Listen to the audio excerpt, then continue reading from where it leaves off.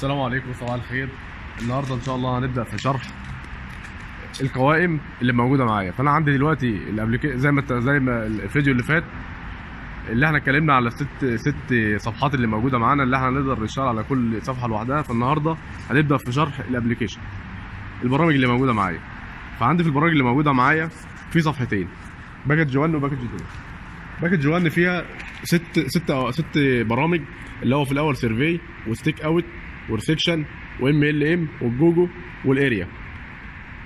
طبعا السيرفي ده انا لو هشتغل ستيشن وباك، تمام. والستيك اوت اللي هو خاص بالتوقيع، والريسكشن اللي انا لو معايا نقطتين وبتاع وعايز اعمل منهم ريسكشن اللي انا اشتغل واظبط الجهاز بتاعي.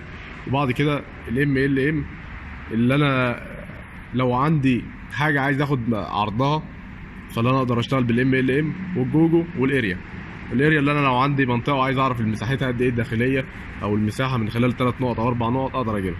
دي في الصفحه الاولى. الصفحه الثانيه عندي الار اي ام، دي خاصه بالارتفاعات. انا دلوقتي لو معايا مثلا قدامي عمود، قدامي اي ارتفاع انا عايز اجيب طوله، تمام، بشوف نقطه البدايه بتاعتي فين ونقطه البدايه النهايه فين، واقدر اجيب الارتفاع بتاعه، تمام. تالت حاجه عندي ريفرنس لاين.